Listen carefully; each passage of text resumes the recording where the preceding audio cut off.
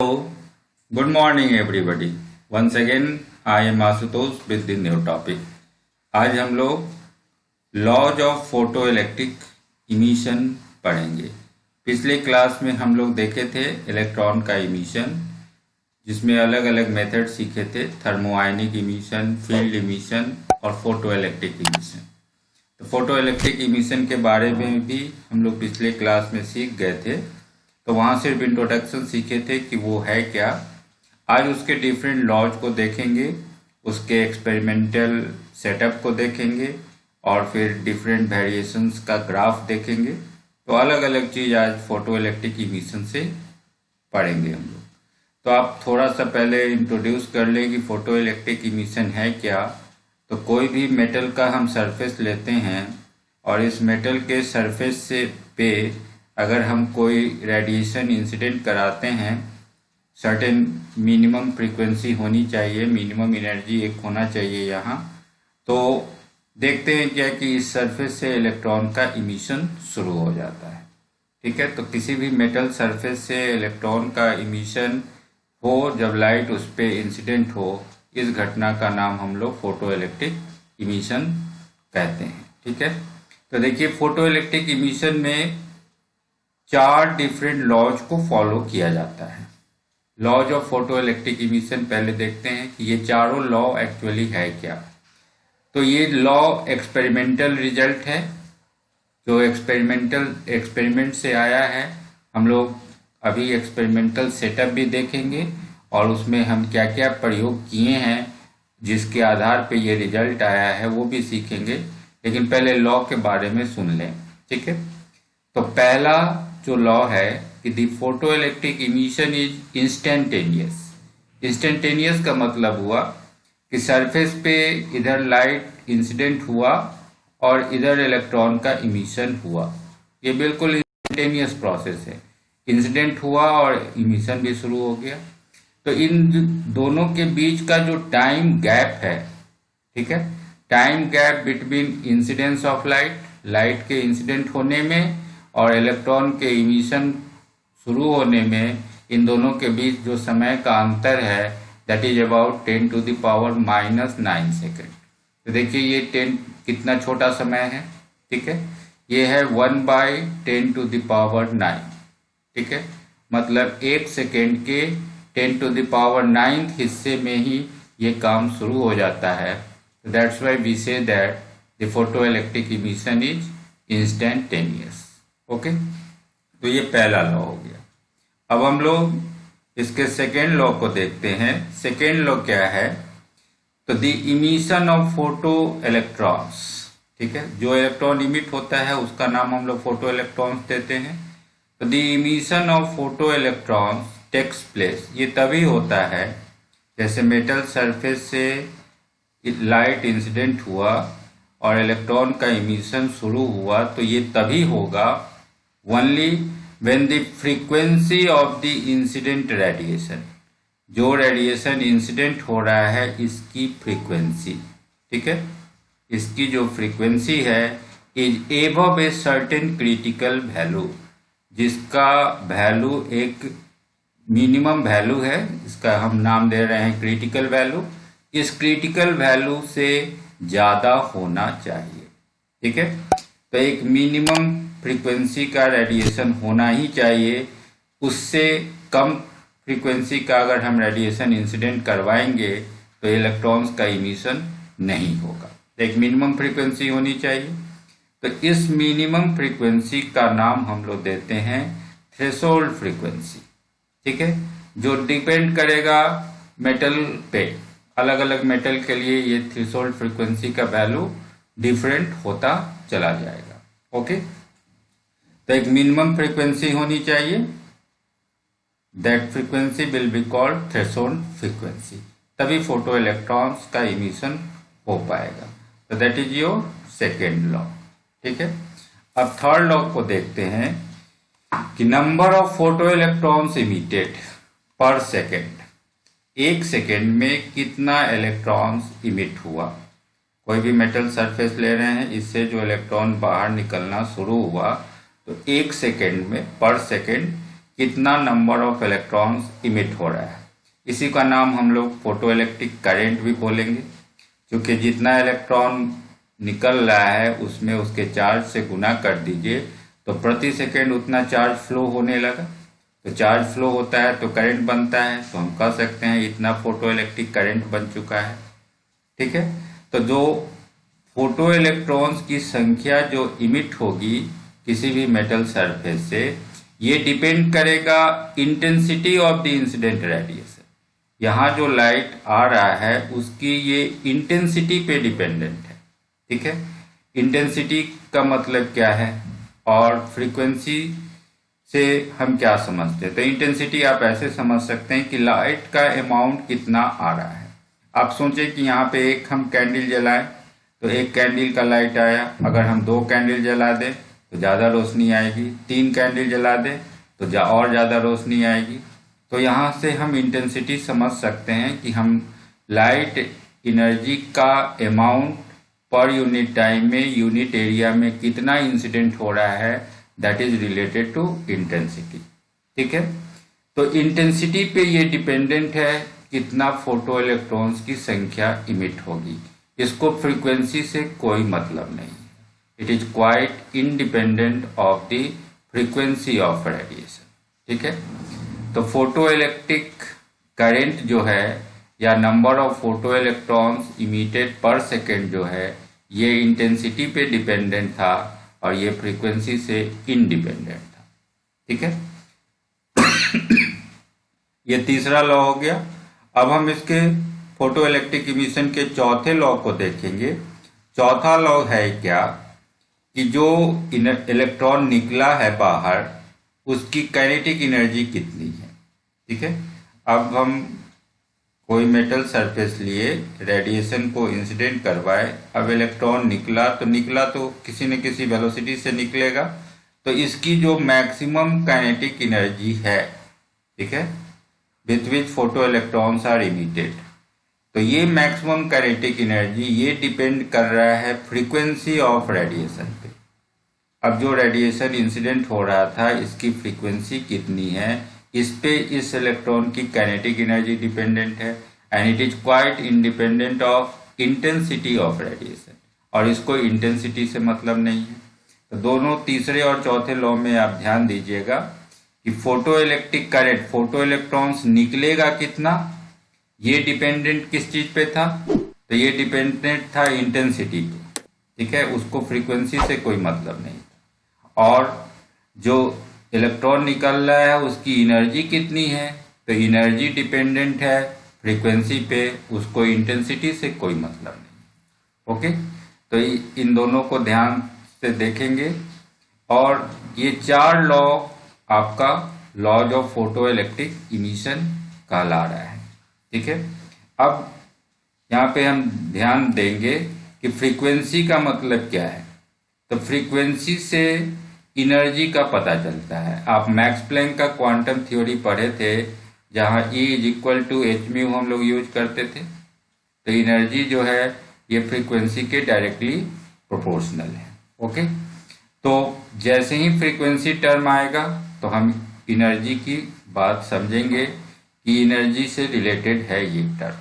और इंटेंसिटी का मतलब कि जो लाइट जो आ रहा है उसमें उस जो फोटोन्स के रूप में आ रहा है तो उस फोटोन्स की संख्या कितनी है।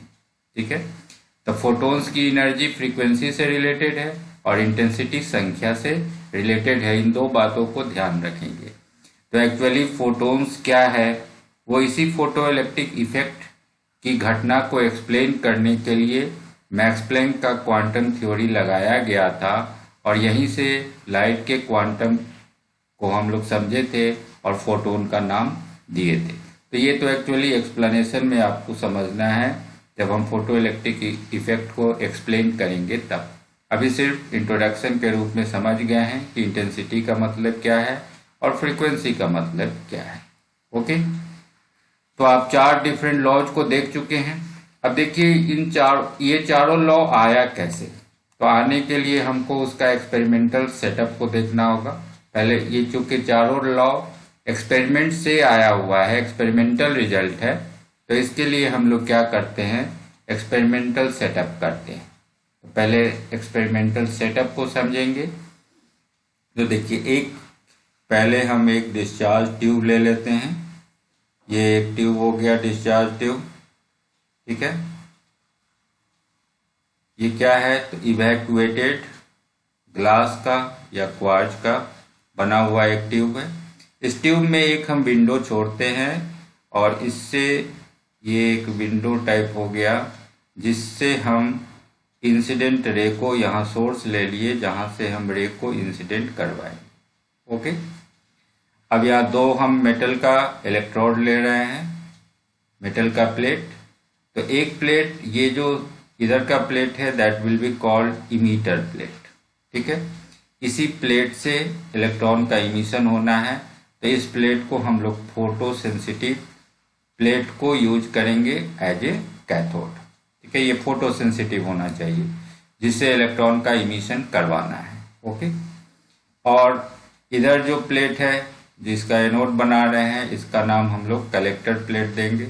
तो एक प्लेट इमीटर प्लेट हो गया, दूसरा प्लेट कलेक्टर प्लेट हो गया।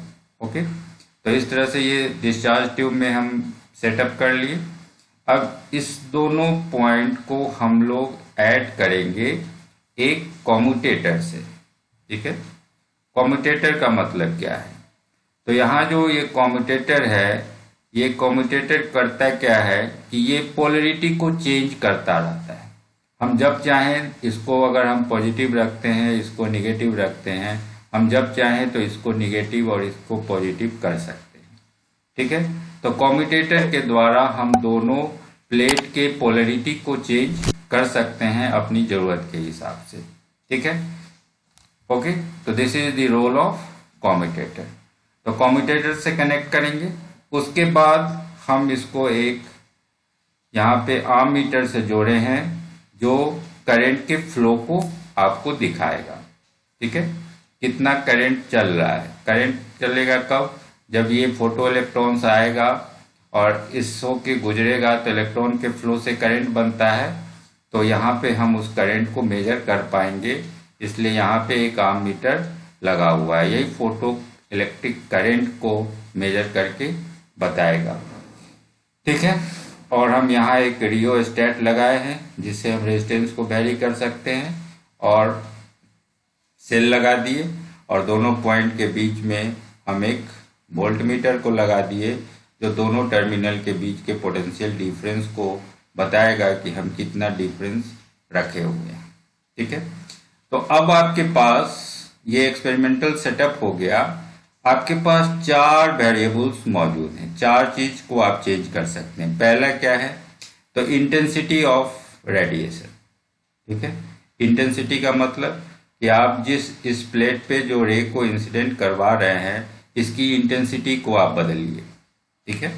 इंटेंसिटी बदलने का मतलब समझ रहे हैं कि आपको सोर्स को जैसे एक कैंडल जलाए, तो आप उसके जगह पे 2 कैंडल जला दीजिए, 3 कैंडल जला दीजिए, तो आपको इंटेंसिटी बढ़ता जाएगा। आपको लाइट की क्वालिटी चेंज नहीं करना है, आप कैंडल के जगह पे कोई दूसरा सोर्स नहीं लेना है। कैंडल है तो कैंडल ही लेना है, केवल उसकी संख्या बढ़ानी है।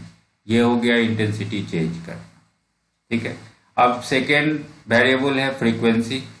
फ्रीक्वेंसी बदलने के लिए अलग अलग कलर के लाइट को भेजिए। आप पढ़े होंगे violet, indigo, blue, green, yellow, orange और रेड। आपके पास 7 डिफरेंट कलर्स है, ठीक है।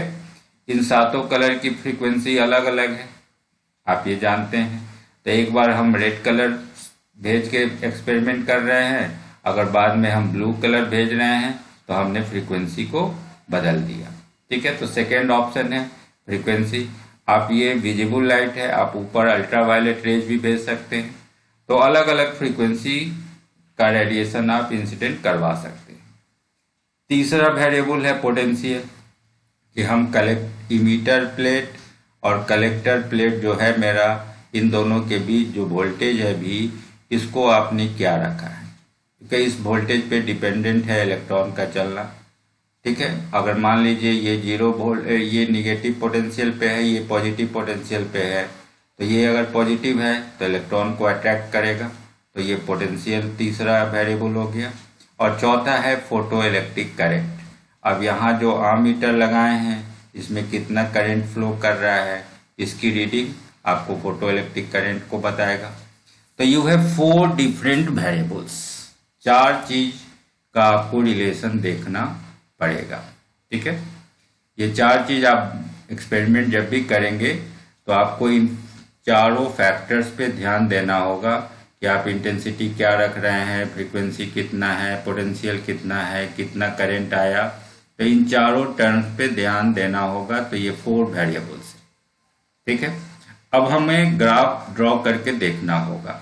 तो ग्राफ तो हम लोग हमेशा 2 चीज के बीच बनाते हैं। जैसे वाई एक्स का फंक्शन है तो एक्स और वाई का हम ग्राफ बनाते हैं। एक्स के डिफरेंट वैल्यूज के लिए वाई का डिफरेंट वैल्यूज लेते हैं, तब ग्राफ बनता है। और आपके पास 4 वेरिएबल्स है, तो हम जब भी 2 का ग्राफ बनाएंगे तो बाकी 2 को कांस्टेंट रखना पड़ेगा, तभी हम ग्राफ बना पाएंगे। तो इस बात को ध्यान रखेंगे, जब भी हम 2 चीज का वेरिएशन पढ़ेंगे तो बाकी 2 को कांस्टेंट रखेंगे। तो 4 वेरिएबल्स हैं और हमें जब भी ग्राफ बनाना होगा तो 2 का ग्राफ बनाएंगे और बाकी 2 को कांस्टेंट रखेंगे। ठीक है, और आप पढ़े हैं कि सी और ए के बीच पोलैरिटी हम बदल सकते हैं कम्यूटेटर से। ठीक है, तो अब चलिए पहला इफेक्ट हम लोग देखते हैं। पहला ग्राफ क्या आएगा एक्सपेरिमेंट से। तो इफेक्ट ऑफ इंटेंसिटी, इंटेंसिटी का प्रभाव देखना है फोटो इलेक्ट्रिक करंट पे। ठीक है, तो इंटेंसिटी जो कलेक्टर इमीटर प्लेट था इस पे आप लाइट को इंसिडेंट करवा रहे थे, तो अब इसकी इंटेंसिटी को चेंज करना है। ठीक है, 1 कैंडल जलाए फिर 2 कैंडल जलाएंगे, तो इस तरह से इंटेंसिटी हम चेंज करेंगे। और इधर जो आम मीटर आप लगाए हैं इस आम मीटर में कितना करंट फ्लो कर रहा है इसको रीड करना है। तो हमको इन दोनों के बीच वेरिएशन देखना है, effect of intensity on photo electric current. तो इसके लिए क्या करेंगे, तो आप अभी पढ़े कि 4 वेरिएबल है तो हमें 2 वेरिएबल को फिक्स करना होगा। तो इंटेंसिटी और करंट के बीच ग्राफ देखना है तो हमें फ्रीक्वेंसी को और पोटेंशियल को फिक्स करना होगा। तो हम पहले क्या लिखेंगे, फॉर ए गिवन फ्रीक्वेंसी, एक दिया हुआ फ्रीक्वेंसी होना चाहिए। ठीक है, तो जैसे मान लीजिए आप येलो कलर का लाइट भेज रहे हैं तो येलो ही भेजना है, तो फ्रीक्वेंसी फिक्स हो गई। तो for a given frequency of light and for a given collector plate potential with respect to the emitter plate. तो कलेक्टर प्लेट के रेस्पेक्ट में, ठीक है, ये कलेक्टर प्लेट है आपका और ये इमीटर प्लेट है, इमीटर प्लेट और इधर कलेक्टर प्लेट। ठीक है, तो इसके रेस्पेक्ट में इसका पोटेंशियल फिक्स होना चाहिए। जैसे मान लीजिए इसको हम 0 वोल्ट पे डाल दें और इसको 10 वोल्ट पे डाल दिए, तो कलेक्टर इमीटर प्लेट के रेस्पेक्ट में कलेक्टर प्लेट 10 वोल्ट पे है, तो इस वोल्टेज को हम चेंज नहीं करेंगे। ठीक है, तो ये काम कर लिए for a given collector plate potential. ठीक है, तो 2 चीज हम फिक्स कर लिए पहले, कि पहले हम इन दोनों के बीच के पोटेंशियल डिफरेंस को फिक्स कर लें और जो लाइट को इंसिडेंट कराना है उसकी फ्रीक्वेंसी को फिक्स कर लें। और तब क्या करें, तब इंटेंसिटी अब बढ़ा के देखें। इंटेंसिटी बढ़ाएंगे और तब करंट क्या मेजर आया ये निकालेंगे। ठीक है, तो हम 2 चीज को कांस्टेंट कर लिए और 2 का वेरिएशन देख रहे हैं। तो अब क्या देखा गया कि जैसे जैसे आप इंटेंसिटी बढ़ाते हैं वैसे वैसे फोटो इलेक्ट्रिक करंट का वैल्यू बढ़ता जाता है। ये ऐसा ग्राफ आया। इस ग्राफ से ये पता चल रहा है कि हम जैसे जैसे इंटेंसिटी बढ़ाते जा रहे हैं तो फोटो इलेक्ट्रिक करंट का अमाउंट भी बढ़ता जा रहा है। ठीक है, तो photo electric current is directly proportional to the intensity of radiation. अब आप ऐसे भी समझ सकते हैं कि इंटेंसिटी बढ़ाने का मतलब क्या है। तो इंटेंसिटी बढ़ाने का मतलब है कि ज्यादा फोटोन्स की संख्या आ रही है, तो ज्यादा फोटोन्स आएगा, ज्यादा इलेक्ट्रॉन से टकराएगा, तो ज्यादा इलेक्ट्रॉन को बाहर निकालेगा, तो नेचुरल है ज्यादा इलेक्ट्रॉन बाहर आएगा तो आपका फोटो इलेक्ट्रिक करंट बढ़ भी जाएगा। ठीक है, इसको बाद में हम लोग सीखेंगे जब आइंस्टीन इसको एक्सप्लेन करेंगे। तो ये मेरा पहला रिजल्ट आया ये जो फोटो इलेक्ट्रिक करंट है ये आप ऑलरेडी सीखे हैं कि number of photo electrons emitted पर सेकेंड से हम पता कर सकते हैं फोटो इलेक्ट्रिक करंट क्या है। तो that is your first variation of photo electric current with respect to intensity of light. तो ये पहला एक्सपेरिमेंटल रिजल्ट है। अब सेकेंड एक्सपेरिमेंटल रिजल्ट को देखते हैं। अब सेकेंड जो रिजल्ट है वो है मेरा effect of potential on photo electric current. ठीक है, अब आपको पोटेंशियल का वेरिएशन देखना है और किसके रेस्पेक्ट में देखना है। तो पोटेंशियल को देखिए आप फोटो इलेक्ट्रिक करंट के रेस्पेक्ट में। तो फिर यहाँ दो टर्म आया, पोटेंशियल और फोटो इलेक्ट्रिक करंट। तो आपको क्या करना होगा, तो चार वेरिएबल में इंटेंसिटी भी फिक्स करनी होगी और आपको फ्रीक्वेंसी भी फिक्स करना होगा। ठीक है, फ्रीक्वेंसी भी फिक्स कीजिए और इंटेंसिटी भी फिक्स कीजिए। क्लियर। तो चार टर्म में हम दो को फिक्स कर दिए और दो का वेरिएशन देख रहे हैं कि अगर हम पोटेंशियल को धीरे धीरे बढ़ाएं तो क्या आएगा। तो हम ग्राफ बनाएं। ग्राफ पे क्या किए, अलोंग एक्स एक्सिस हम लोग कलेक्टर प्लेट के पोटेंशियल को लिख रहे हैं with respect to the emitter plate. इधर अलोंग एक्स एक्सिस हम कलेक्टर प्लेट, इधर इमीटर प्लेट है इधर कलेक्टर प्लेट है, तो इसको हम फिक्स कर दिए 0 वोल्ट पे। अब इसको अब धीरे धीरे बढ़ाएंगे, 1 वोल्ट पे ले गए, 2 वोल्ट पे ले गए, 3 वोल्ट पे ले गए। तो धीरे धीरे हम कलेक्टर प्लेट के पोटेंशियल को बढ़ाएंगे और तब देखेंगे क्या फर्क आ रहा है। और हमें इंटेंसिटी और फ्रीक्वेंसी भी फिक्स करना है। तो हम यहाँ 3 ग्राफ ले रहे हैं, I1, I2 और I3 के लिए। तो पहले आप एक इंटेंसिटी फिक्स कर लीजिए, I1 के लिए देखिए। तो I1 के लिए ग्राफ कैसे आ रहा है, इस तरह से ग्राफ आ रहा है। ठीक है, इस तरह का ग्राफ आया। ये पहला ग्राफ हो गया I1 के लिए। तो हम क्या देख रहे हैं, ठीक है, तो पहला ग्राफ पे ध्यान देंगे और उसके बाद तब अपने रिजल्ट पे ध्यान देंगे। तो रिजल्ट है for a given frequency and for a given intensity of radiation. ये दो काम आपको करना था कि आपको अपनी फ्रीक्वेंसी भी फिक्स रखनी थी और इंटेंसिटी भी फिक्स रखना था। तो ये काम हम कर लिए। तो as the collector plate potential with respect to the emitter plate is increased. अब कलेक्टर प्लेट के पोटेंशियल को आप धीरे धीरे इंक्रीज कर रहे हैं। अभी आपको बताया 0 वोल्ट पे इसको इमीटर को फिक्स कर देना है और कलेक्टर प्लेट को 1 वोल्ट, 2 वोल्ट, 3 वोल्ट हम धीरे धीरे बढ़ाते गए। तो बढ़ाते गए तो क्या देख रहे हैं, तो देख रहे हैं कि जो फोटो इलेक्ट्रिक करंट है ये भी धीरे धीरे बढ़ता जाता है और बढ़ के मैक्सिमम वैल्यू को प्राप्त करता है। ठीक है, अब इसको ग्राफ से समझिए कि ग्राफ में ये कैसे रिप्रेजेंट हो रहा है। तो ग्राफ में ये क्या हुआ कि जैसे ही हम कलेक्टर प्लेट पोटेंशियल को बढ़ा रहे हैं तो देख रहे हैं कि ये फिगर धीरे धीरे ऊपर हो रहा है। इसका माने कि फोटो इलेक्ट्रिक करंट का वैल्यू बढ़ता जाता है और बढ़ते बढ़ते बढ़ते एक मैक्सिमम वैल्यू को प्राप्त करेगा। ठीक है, अब इस मैक्सिमम वैल्यू का नाम हम लोग देंगे, यहाँ पे जो मैक्सिमम वैल्यू आया that is called saturation current. ये सैचुरेशन करंट कहलाएगा, सैचुरेशन करंट। ठीक है, अब इसके बाद आप कितना भी पोटेंशियल बढ़ा लेंगे ये इस करंट का वैल्यू बढ़ने नहीं जा रहा है, एक मैक्सिमम वैल्यू आपको मिल जाएगा। ठीक है, तो इस वैल्यू का नाम, ये फोटो इलेक्ट्रिक करंट बढ़ता गया जैसे जैसे हम पोटेंशियल को बढ़ाते गए और मैक्सिमम वैल्यू को प्राप्त कर लिया। This maximum value of photo electric current is called saturation current. ठीक है, अब क्या करना है, अब इसको निगेटिव पोटेंशियल पे ले जाना है। ठीक है, अब निगेटिव पोटेंशियल पे ले जाइए आप धीरे धीरे। इसको आप पॉजिटिव किए थे 0 वोल्ट और 0 वोल्ट पे इमीटर प्लेट को 0 वोल्ट पे आप डाल दिए और उसके बाद आप कलेक्टर प्लेट को आप धीरे धीरे 1 वोल्ट 2 वोल्ट ले गए थे, ये इमीटर हो गया और इधर अब कलेक्टर प्लेट हो गया।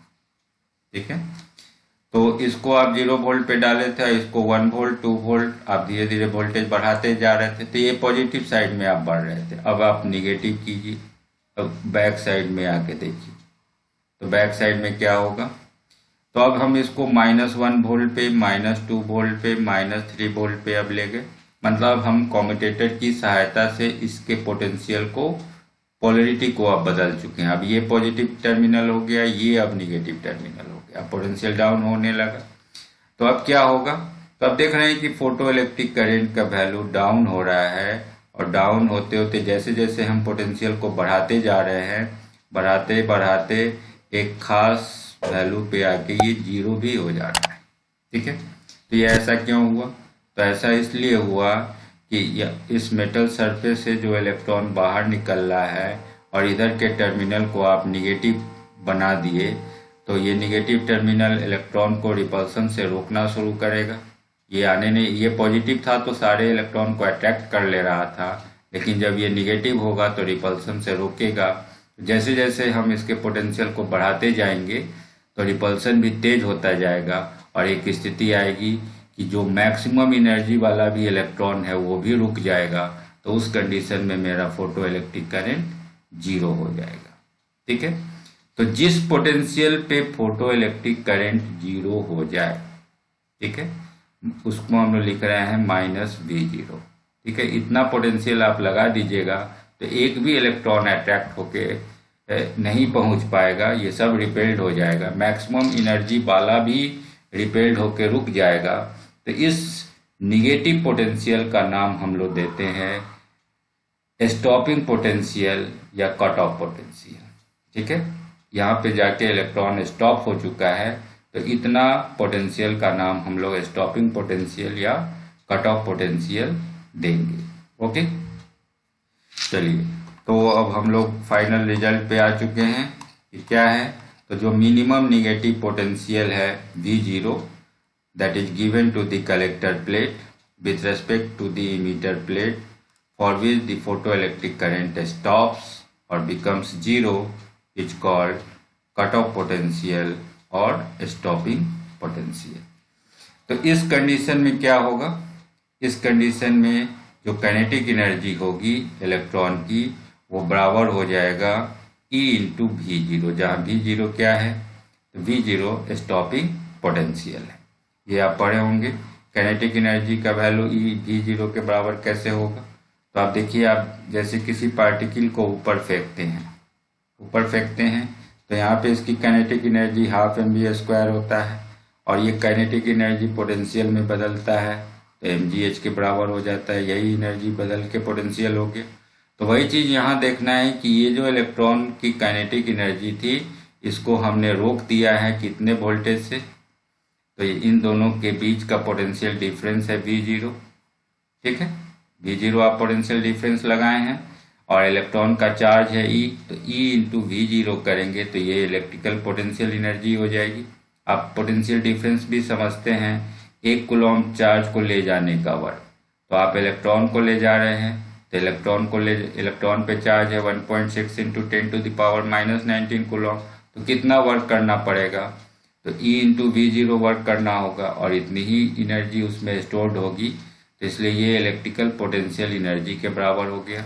तो काइनेटिक एनर्जी E V0 के बराबर होगा, जैसे यहाँ 12 mv² mgh के बराबर हो गया, उसी तरह यहाँ K max E V0 के बराबर हो गया। ओके, तो आप यहाँ V0 स्टॉपिंग पोटेंशियल या कट ऑफ पोटेंशियल को रिप्रेजेंट कर रहा है।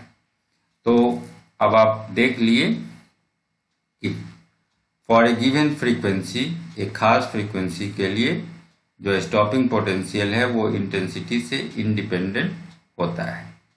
तो ये हो गया पहले इंटेंसिटी के ग्राफ के लिए, जो हम लोग I1 के लिए निकाले हैं 100। ठीक है, अब आप फिर से ग्राफ पे वापस आएं और दूसरे तीसरे ग्राफ को देखें। तो अब ये हो गया I1 का केस। I1 में आप देखें ये ग्राफ ऐसे आया। ओके, अब I1 के बाद हम लोग I2 पे सोचें। अब I1 से ये बड़ा है I2, ठीक है, I2 is greater than I1, मैंने अब हमने इंटेंसिटी को बढ़ा दिया, बढ़ा के अब देखिए तो इंटेंसिटी बढ़ाने से क्या हुआ, तो इंटेंसिटी बढ़ाने से फोटोन्स जो आ रहा है उसकी संख्या बढ़ गई। आप पढ़े हैं इंटेंसिटी मतलब संख्या और फ्रीक्वेंसी माने एनर्जी। तो अगर हम इंटेंसिटी बढ़ा दिए मतलब संख्या बढ़ा दिए तो फोटो इलेक्ट्रिक करंट का वैल्यू भी बढ़ता चला गया। ठीक है, तो जैसे जैसे पोटेंशियल बढ़ाते जाएंगे तो फोटो इलेक्ट्रिक करंट बढ़ता जाएगा, एक फिर सैचुरेशन वैल्यू मिलेगा, सैचुरेशन करंट। अब अगर हम धीरे धीरे कलेक्टर प्लेट के पोटेंशियल को माइनस करेंगे तो ये करंट फिर घटेगा और घटते घटते एक फिर पोटेंशियल पे स्टॉपिंग पोटेंशियल पे आके जीरो हो जाएगा। अब यहाँ एक ही पॉइंट पे मिलेगा, इसलिए मिलेगा कि जो इलेक्ट्रॉन निकल रहा है उसकी एनर्जी आप चेंज नहीं कर रहे हैं, आप इंटेंसिटी बढ़ा रहे हैं, फ्रीक्वेंसी नहीं बढ़ा रहे हैं। फ्रीक्वेंसी बढ़ाने से ही एनर्जी बढ़ेगी, तो एनर्जी तो उतना ही है, इसलिए रोकने में आपको एक ही पोटेंशियल लग रहा है। इसलिए तीनों ही ग्राफ, अगर हम फिर I3 की बात करें तो ये तीनों ही ग्राफ एक ही पॉइंट पे जाके मिल जा रहा है। इसका मतलब कि जो इलेक्ट्रॉन निकल रहा है उसकी एनर्जी चेंज नहीं हो रही है, केवल उसकी संख्या चेंज हो रही है। ओके, तो now this is your second figure जहां हम लोग पोटेंशियल और करंट के बीच का ग्राफ देखें। ठीक है, अब आते हैं इसके थर्ड ग्राफ पे, तीसरा सिचुएशन क्या है। तो आप यहाँ तक सारी बात समझ चुके हैं। अब हम लोग तीसरा ग्राफ देखते हैं, effect of frequency on stopping potential. अब फ्रीक्वेंसी का हम प्रभाव देखते हैं, ठीक है, स्टॉपिंग पोटेंशियल पे। तो क्या करते हैं, फिर अलोंग एक्स एक्सिस हम लोग कलेक्टर प्लेट के पोटेंशियल को डाल रहे हैं और अलोंग वाई एक्सिस हम लोग फोटो इलेक्ट्रिक करंट के वैल्यू को देख रहे हैं। ठीक है, तो अब यहाँ फिर फ्रीक्वेंसी का प्रभाव देखना है, तो हम 3 फ्रीक्वेंसी यूज कर रहे हैं, गामा 1, गामा 2, गामा 3। सबसे पहले गामा 1 की बात करें तो देखिए क्या कि जो करंट है मेरा वो मेरा एक खास फ्रीक्वेंसी के लिए फिक्स है, ये यहाँ पे आके नीचे आके मिल रहा है एक जगह। फिर जब हम सेकेंड फ्रीक्वेंसी किए तो ये ग्राफ सेकेंड फिगर में यहाँ आ गया, थर्ड फिगर में ये नीचे आ रहा है और निगेटिव होता जा रहा है। तो देख रहे हैं यहाँ क्या कि फ्रीक्वेंसी जैसे जैसे हम बढ़ा रहे हैं, जैसे जैसे गामा 1 से गामा 2, गामा 3 जैसे जैसे बढ़ता जा रहा है तो हमारा स्टॉपिंग पोटेंशियल बढ़ता जा रहा है। कम फ्रीक्वेंसी था तो हम कम पोटेंशियल से रोक दिए थे स्टॉपिंग पोटेंशियल, फ्रीक्वेंसी बढ़ा दिए तो और स्टॉपिंग पोटेंशियल बढ़ गया, और बढ़ा दिए तो और जाके बढ़ गया। तो यहाँ स्टॉपिंग पोटेंशियल बढ़ रहा है लेकिन फोटो इलेक्ट्रिक करंट का अमाउंट सेम है। ठीक है ना, तो फोटो इलेक्ट्रिक करंट मतलब फ्रीक्वेंसी चेंज कर रहे हैं तो करंट के अमाउंट में कोई चेंज नहीं आ रहा है, ये सैचुरेशन करंट फिक्स है। ठीक है ना, लेकिन स्टॉपिंग पोटेंशियल चेंज होता जा रहा है। तो ये ग्राफ 3 हिस्से में बट गया है। तो ये फ्रीक्वेंसी का स्टॉपिंग पोटेंशियल वर्सेस ग्राफ हो गया। तो यहाँ हम लोग क्या करेंगे, इंटेंसिटी को फिक्स रखेंगे। तो for a given intensity of radiation as the frequency of radiation increases, जैसे जैसे फ्रीक्वेंसी रेडिएशन का बढ़ेगा सैचुरेशन करंट तो सेम रहेगा लेकिन स्टॉपिंग पोटेंशियल बढ़ता जाएगा, ये मोर और मोर निगेटिव होता चला जाएगा। ठीक है, ये तीसरा ग्राफ था। और चौथा ग्राफ हम लोग देखते हैं कि stopping potential versus frequency graph. ठीक है, stopping potential versus frequency graph. इसमें क्या है, तो अलोंग एक्स एक्सिस हम लोग फ्रीक्वेंसी डालते हैं, फ्रीक्वेंसी ऑफ इंसिडेंट रेडिएशन, और अलोंग वाई एक्सिस हम लोग स्टॉपिंग पोटेंशियल डालते हैं। यहाँ 2 मेटल के लिए ग्राफ दिया गया है, हम मेटल ए के ग्राफ को देखें तो आपको पता है कि अब इधर फ्रीक्वेंसी का वैल्यू है तो यहाँ तक कुछ नहीं आया। जब हम एक मिनिमम फ्रीक्वेंसी को क्रॉस किए हैं तब जाके आपको यहाँ से ग्राफ मिलना शुरू हुआ है। और ये ग्राफ एक स्ट्रेट लाइन है कि जैसे जैसे हम फ्रीक्वेंसी को बढ़ा रहे हैं मेरा स्टॉपिंग पोटेंशियल भी बढ़ता जा रहा है। ठीक है, ये क्वाइट नेचुरल भी है कि फ्रीक्वेंसी बढ़ाने का मतलब एनर्जी बढ़ाना और एनर्जी अगर इलेक्ट्रॉन की बढ़ गई है तो रोकने के लिए आपको पोटेंशियल भी बढ़ाना पड़ेगा। तो इसलिए ये ग्राफ हो गया। दूसरे मेटल के लिए सोचेंगे तो दूसरे मेटल का आपका मिनिमम थ्रेशोल्ड फ्रीक्वेंसी अलग होगा, तो इसलिए इसका ग्राफ यहाँ से शुरू हो रहा है, लेकिन ग्राफ स्ट्रेट लाइन ही आएगा क्योंकि इसकी भी फ्रीक्वेंसी जैसे जैसे बढ़ेगी मेरा स्टॉपिंग पोटेंशियल भी बढ़ता चला जाएगा। ओके, तो ये stopping potential versus frequency graph हो गया। ओके, तो अब इन्हीं 4 रिजल्ट्स के आधार पे, ठीक है, इन्हीं 4 जो आप 4 ग्राफ पढ़े हैं, जो एक्सपेरिमेंटल सेटअप करके हमने ये जो प्रयोग किया, इसी प्रयोग के आधार पे आपका 4 डिफरेंट लॉज आया। इसी आधार पे हम लोग उस लॉ को चारों को निकाले थे। ठीक है, तो आज आप ये समझ गए। अब अगले क्लास में हम लोग सीखेंगे कि ये जो मेरा रिजल्ट है इसको हम लोग जो पहले से मेरे पास वेव थ्योरी ऑफ लाइट था उससे क्यों नहीं एक्सप्लेन कर पाए और क्यों हमें पार्टिकल नेचर ऑफ लाइट को यूज करना पड़ा। आइंस्टीन इसका एक्सप्लेनेशन करेंगे। आइंस्टीन फोटो इलेक्ट्रिक इफेक्ट को मैक्स प्लैंक के क्वांटम थ्योरी को यूज करके एक्सप्लेन करेंगे। तो हम क्यों वेव थ्योरी से एक्सप्लेन नहीं कर पाए और फोटो इलेक्ट्रिक इफेक्ट को क्वांटम थ्योरी से कैसे एक्सप्लेन किया गया, ये सब हम लोग अगले क्लास में सीखेंगे। ओके, तो that's over for today. Thank you.